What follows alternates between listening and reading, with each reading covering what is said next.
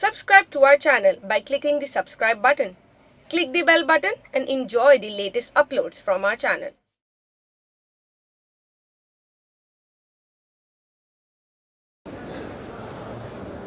یہ بھائی کہتے ہیں آپ کے دروس کہاں سے حاصل کیے جا سکتے ہیں؟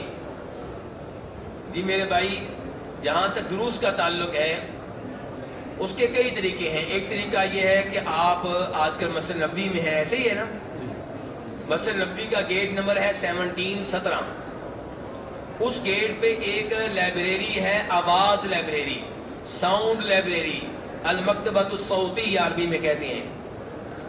خالی یو ایس پی لے جائیں، کتنے جی بی کی جی؟ 32 کہہ رہے ہیں، 32 جی بی کی یو ایس پی لے جائیں اور سارے درس وہ آپ کو فری میں ریکارڈ کر دیں گے۔ میرا نام ہے عبدالباسط، آپ کہیں گے آپ ان کے درس چاہیں گے، وہ آپ کو سارے فری میں ریکارڈ کر دیں گے۔ اور دوسرا طریقہ یہ ہے کہ یوٹیوب وغیرہ پہ توحید ٹی وی چینل کے نام سے ایک چینل موجود ہے، وہاں پہ یہ درس موجود ہیں، وہاں سے آپ یہ درس لے سکتے ہیں۔ اور ایسے ہی بہت سارے ساتھی آپ میں موجود ہوں گے جو واٹس ایپ کے ان گروپوں میں ہوں گے جن گروپوں میں مسجد نبوی کے درس آتے ہیں، تو ان سے وہ نمبر لے لیں جس نمبر کے ذریعے آپ بھی واٹس ایپ کے گروپ میں شامل ہو سکیں اور گھر بیٹھے آپ کو آپ کی بیگم بچوں کو یہ درس ملتے رہیں۔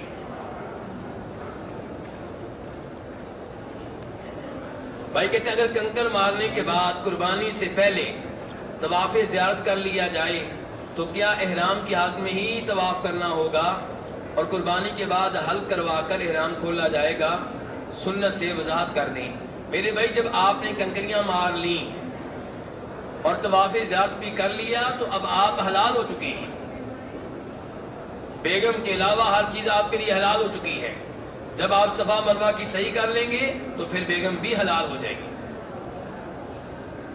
مسئلہ واضح ہوگا ایسا؟ قربانی کا انتظار کرنے کی ضرورت نہیں ہے۔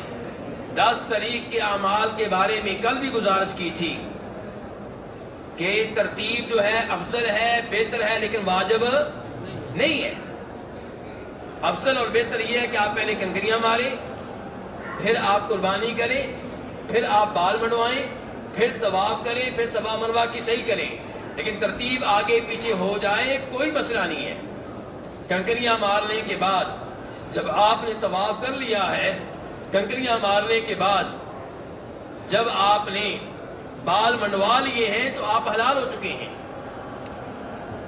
اور جب آپ طواف اور صفا مروہ کی صحیح کر لیں گے تو بیگم بھی حلال ہو جائے گی۔ مجھے پتا ہے کہ آپ کو بیگم کی جلدی نہیں ہے، لیکن مسئلہ معلوم ہونا چاہیے۔ مسئلہ کیا ہونا چاہیے؟ لوگ مختلف ہوتے ہیں، آپ ٹھنڈی طبیعت کے ہیں، کچھ بھائی گرم طبیعت کے بھی ہوتے ہیں۔ کسی کو ملامت نہیں کرنا چاہیے۔ جائز کام کوئی کرے تو اس کو ڈانٹنا نہیں چاہیے، حلال کام کوئی کرے تو اس کو ملامت نہیں کرنا چاہیے۔ اس لیے میں یہ بار بار مسئلہ بتا رہا ہوں۔ تو بہرحال قربانی کا انتظار کرنے کی ضرورت نہیں، قربانی آپ کی ہو جائے گی، جس کے ذمے آپ نے لگایا ہے وہ قربانی کر دے گا، چاہے وہ 10 کو کرے، چاہے 11 کو کرے، چاہے 12 کو کرے، قربانی انشاءاللہ آپ کی ہو جائے گی۔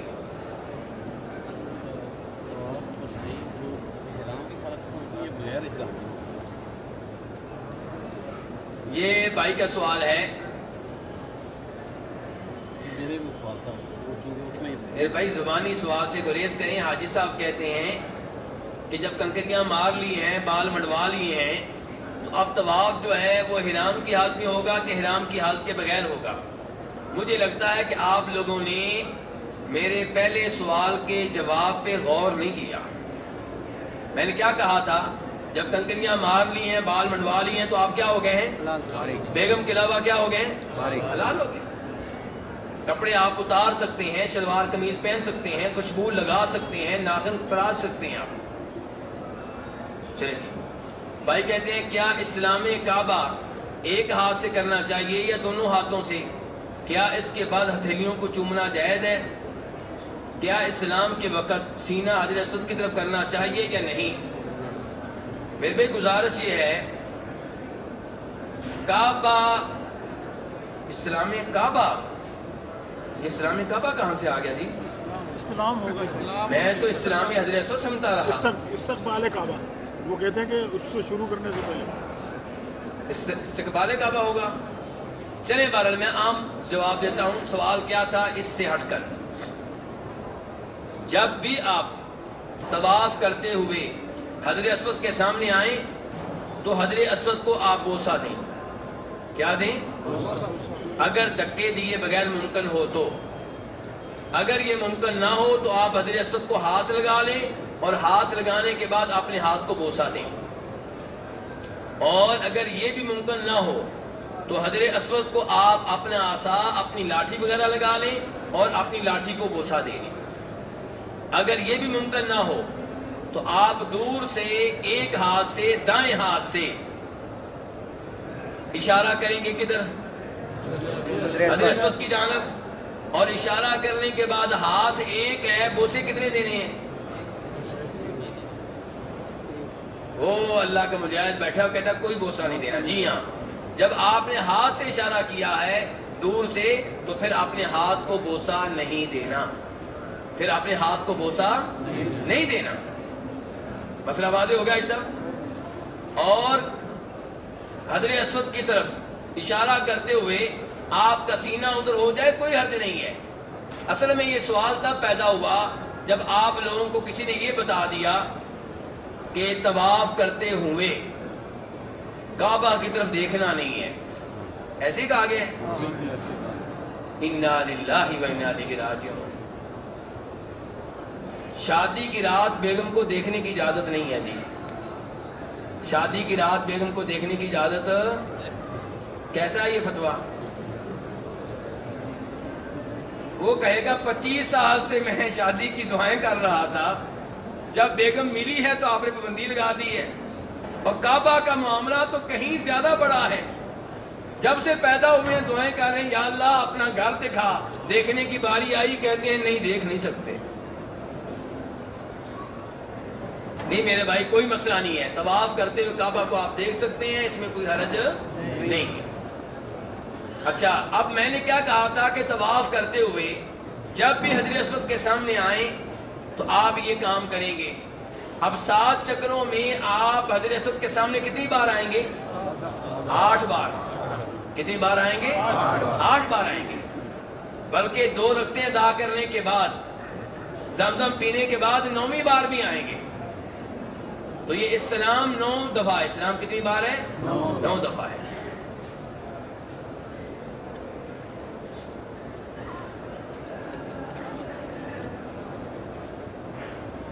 پیشاب کے قطرے آتے ہیں حج کے ایام میں کیا کریں؟ میرے سوال کا جواب آپ دے دیں، آپ کے سوال کا جواب میں دے دوں گا. حج تو ابھی آپ کرنے لگے ہیں، نماز کے بارے میں آپ کیا کرتے ہیں؟ کیوں جی؟ پیشاب کے قطرے آتے ہیں تو نماز میں کیا کرتے ہیں آپ بتائیں نا ذرا. یا نماز پڑھتے ہی نہیں؟ یاد رکھیے گا نماز کسی بھی حالت میں معاف نہیں. جب تک یہ کام کر رہی ہے کیا؟ جب تک آپ مینٹل نہیں ہوتے تب تک نماز معاف نہیں ہے. اللہ ہم سب کی عقل محفوظ رکھے. جب تک یہ کام کر رہی ہے، جسم کے باقی اعضاء کام کریں نہ کریں، جب تک یہ کام کر رہی ہے نماز معاف. جتنے بھی آپ بہانے کر لیں نماز معاف نہیں ہے. مثال کے طور پہ آپ کہتے ہیں جی ایک آدمی کو شیشے کے کمرے میں بند کر دیا گیا ہے، نہ پانی ہے نہ مٹی ہے، اب کیا کرے؟ ہم کہتے ہیں پھر بھی نماز معاف نہیں ہے. وضو کے بغیر پڑھے، تیمم کے بغیر پڑھے، نماز معاف نہیں ہے. آپ کہتے ہیں الف ننگا ہے، ہم کہتے ہیں چاہے الف ننگا ہے نماز پڑھے، نماز معاف نہیں ہے. آپ کہتے ہیں حرکت نہیں کر سکتا، نہیں کر سکتا، جیسے ہے نماز پڑھے. ہاں البتہ اگر کوئی میچ وغیرہ ہو رہا ہو پھر تو نماز کیوں جی؟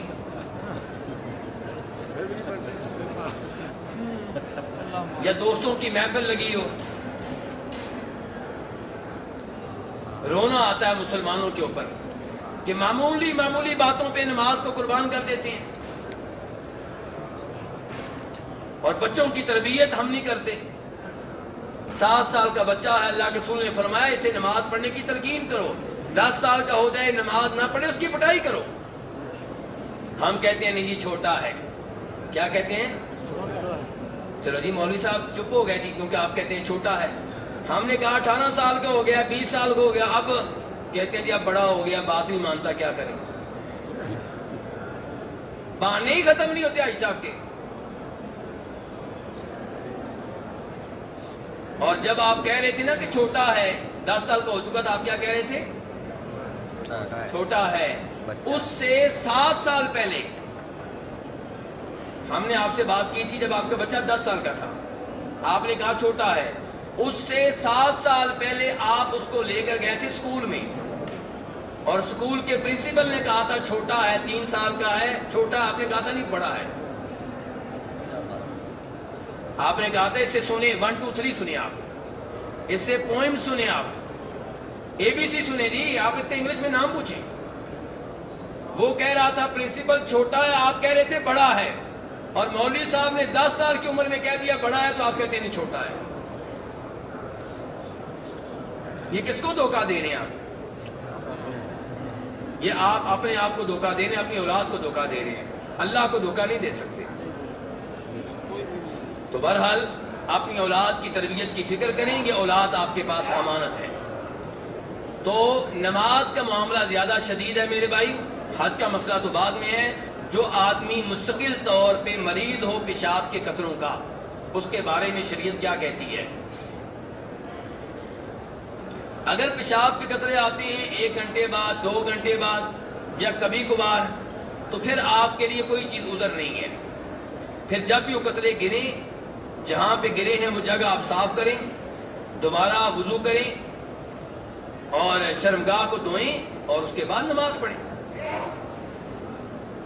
لیکن اگر آپ مستقل مریض ہیں، 2 منٹ کے بعد پیشاب کے قطرے، 5 منٹ کے بعد، 8 منٹ کے بعد، 10 منٹ کے بعد، یعنی کہ ایک نماز بھی آپ پیشاب کے قطروں کے بغیر نہیں پڑھ سکتے، تو پھر آپ کے لیے شریعت کی طرف سے رعایت ہے۔ کیا رعایت ہے؟ کہ جب نماز کا ٹائم ہو جائے تب آپ استنجا خانے میں جائیں، اپنی شرمگاہ وغیرہ دھوئیں، اور اس کے بعد آپ وضو کریں، اور شرمگاہ کے سامنے کوئی نہ کوئی چیز رکھ لیں تاکہ باقی کپڑے خراب نہ ہوں، اور آپ نماز پڑھتے رہیں چاہے پیشاب کے قطرے گرتے رہیں۔ اور اسی دوران آپ اس نماز کے ساتھ سنتے بھی پڑھ سکتے ہیں، نفل بھی پڑھ سکتے ہیں، جتنے مرضی پڑھیں۔ جب آئندہ نماز کا ٹائم ہو تو دوبارہ وضو کریں اسی انداز سے۔ اچھا اب رہ گیا حج کا مسئلہ۔ تو حج میں میرے بھائی آپ شرمگاہ کے ارد گرد کو چیز رکھ لیں۔ آپ کہتے ہیں مجھے انڈر ویئر کی ضرورت ہے، پہن لیں، کسی اور چیز کی ضرورت ہے پہن لیں، لیکن آپ کو فدیہ دینا ہوگا۔ کیا کرنا ہوگا؟ بولیے بھائی صاحب، فدیے کا مطلب کیا ہے؟ آپ انڈر ویئر پہن رہے ہیں جبکہ وہ پہننے کی اجازت نہیں ہے، تو انڈر ویئر آپ چونکہ پہن رہے ہیں، اس کا فدیہ دینا ہوگا۔ فدیہ کیا ہے؟ آسان چیز ہے، اپنی سہولت کے مطابق، چاہے آپ ایک بکرا مکہ میں ذبح کر دیں، یا 3 مسکینوں کو کھانا کھلا دیں، 3 روزے رکھ لیں، یا 6 مسکینوں کو کھانا کھلا دیں۔ 3 کاموں میں سے جو کام آپ کے لیے آسان ہے وہ کرنے ہیں۔ ایک بار ایک حج کے لیے، ایک بار عمرے کے لیے، تو عمرے کا الگ سے ہے۔ تو یہ میرے بھائی، اور آپ گنہگار نہیں ہوں گے کیونکہ آپ کی مجبوری ہے۔ یہی کام اگر کوئی بغیر مجبوری کے کرے گا تو وہ گنہگار بھی ہے، فدیہ بھی دے گا۔